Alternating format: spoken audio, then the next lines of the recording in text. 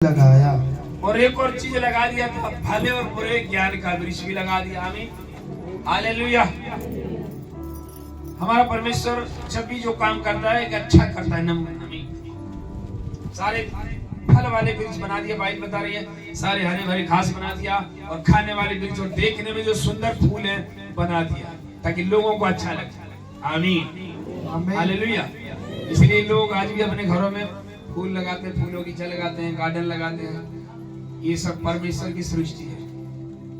आमीन। और उस परमेश्वर ने कई फूलों से ज्यादा, जानवरों से ज्यादा, पृथ्वी से ज्यादा, किससे सबसे ज्यादा प्यार किया? इंसान से। आमीन, मनुष्य। हालेलुया। क्योंकि इसको अपनी जीवन का सांस डाला है। पेड़ों में अपना जीवन का सांस नहीं डाला ना, तो वो बोलते, उसको तो बोला और बन गया, वचन से बने। लेकिन हम और आप परमेश्वर की सांस से बने हुए, जीवन की सांस, यानी कि परमेश्वर की आत्मा, परमेश्वर की स्पिरिट, हमारी स्पिरिट एक हो गई है। हम खाली थे, परमेश्वर की स्पिरिट आई और हम बोलने लगे। जैसे कैसे पवित्र आत्मा जाइए, दुष्ट आत्मा वाला बेहोश हो जाता है, जब आत्मा टच करता है तब वो जागृत होता है और ठीक हो जाता है। वो भी एक पवित्र आत्मा, एक जीवन देने वाली आत्मा है। और वही आत्मा डाली हम और आप पर। आमीन, हालेलुया।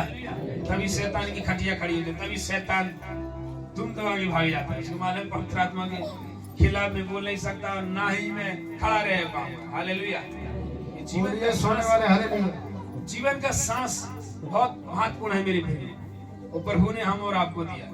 इसलिए जीवन को सुरक्षित रखना है प्रभु के हाथ में। डेली, एवरी डे, हर एक दिन प्रभु के हाथ में जीवन सौंपना है। हालेलुया। ताकि आप कभी भी जीवन शैतान के हाथ में न दे। पहले था शैतान के हाथ में, लेकिन अब प्रभु परमेश्वर यीशु मसीह के हाथ में। आमीन। यीशु मसीह ने क्या बोला क्रूस पर? सबसे लास्ट वाली वाणी क्या थी? पिता, मैं अपनी क्या आत्मा क्या करता हूँ? तेरे हाथ में सौंपता हूँ। यस, तेरे हाथ में प्रभु, जीवन तूने दिया, ये जीवन तेरे हाथ में सौंपता हूँ। बाइबल आगे बता रही है, तब उसने प्राण त्याग दिया। प्रभु के ऊपर सांस को थाम दिया। आमीन। बाइबल बताती है, जो आदमी मरता है, कोई आदमी मरता है, तो कह रहा परमेश्वर उस आत्मा को फिर से अपने वापस ले लेता है, और शरीर में आदमी मर जाता है। आमीन। सांस देने वाला परमेश्वर जो खुद कह रहा है यीशु मसीह मार्ग और सत्य और जीवन है, उसके पीछे हम चल रहे हैं, उस पर विश्वास हम किए हैं। वो हमें भी जीवन और हमें भी मार्ग और हमें भी सच्चाई की ओर ले चल रहा है। आमीन। इसलिए मेरे प्रियो, जीवन को अनमोल है, इसको प्रभु के हवाले रखेंगे, प्रभु के साथ रखेंगे, प्रभु की उपस्थिति में रखेंगे, परमेश्वर के हुजूर में रखेंगे, तो आपका जीवन कभी भी फेल नहीं होगा, कभी भी फेलियर नहीं होगा। कभी भी जो शैतान प्लान भी किया होगा आपके जीवन में, वो सारे फेल हो जाएंगे। बता रहा हूं। आमीन। बस हर दिन प्रभु के साथ अपने जीवन को रखना है। हर दिन परमेश्वर की आत्मा, आपकी आत्मा होना चाहिए साथ में। आमीन। प्रार्थना में संगति।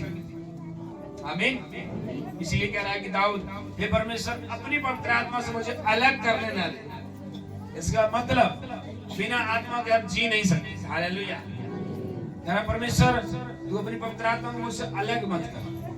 आमीन। और लोग अलग बैठे हुए रहते हैं। आमीन। प्रार्थना हो रही है, अलग बैठे हुए, उपवास चल रहा है, अलग बैठे हुए, मीटिंग चल रही है, अलग बैठे हुए। बिल्कुल अलग नहीं रहना, परमेश्वर करीब रहना आपको। आमीन। आपको आना है, प्रभु की हुजूरी में रहना है, पिता के घर में रहना है, और आपको परमेश्वर ब्लेस करेगा और आशीष करेगा। हालेलुया। और इसी जीवन को कई लोगों ने उस जमाने में, जब यीशु मसीह यरूशलेम जाता है, तो प्रभु के मंदिर में जो परमेश्वर का रहने का स्थान था, जो जगह था, जहाँ को खो बना लिया कुछ लोगों ने, नशा बेच रहे हैं, उसी में व्यापार बना दिए, उसको प्रभु के काम को व्यापार बना दिए, व्यापारी बना दिए हैं। और उस समय प्रभु को बहुत क्रोध आया, सब उठा के फेंक दिया। दुकानें, मुर्गे, कबूतर जो बेच रहे, सबको फेंक दिया। बोला, आपको मालूम नहीं कि ये प्रार्थना का जो घर है, परमेश्वर का घर है, इसको तुमने डाकू को खो बना दिया, डाकुओं का अड्डा बना दिया। ये क्यों बोला? डाकू खो। आपका जीवन भी कई तरह का डाकू खो होता है, जब आपके अंदर पाप होता ही रहता है। डाकू खो बन गया, नशा डाकू करता है, तलवार डाकू चला रहा है, झगड़ा डाकू करता है, चोरी डाकू कर रहा है, वही आत्मा आपके अंदर है, तो आपका शरीर भी डाकुओं के खो में है। बार बार वही चोरियां, बार बार वही काम करना, बार बार वही झगड़े, पत्नी को मारना या पति को मारना, बार बार तलवार उठाना, बार बार पत्नी को जो है गाली गलौज करना, पति को गाली गलौज करना, ये डाकू खो आपका जीवन है। इसको परमेश्वर का भवन बनाना। आमीन। और तब जाकर आपके घर में सुकून और शांति बनी रहेगी जब पवित्र आत्मा आपके अंदर आएगा। हालेलुया, आमीन। बिना यीशु मसीह का आपको जीवन नहीं मिलेगा, न सच्चाई मिलेगी, न मार्ग मिलेगा। मैंने बताया कि आखिरी दिन ये चल रहे हैं, सुसमाचार बड़ी तेजी से फैल रहा है, जो भविष्य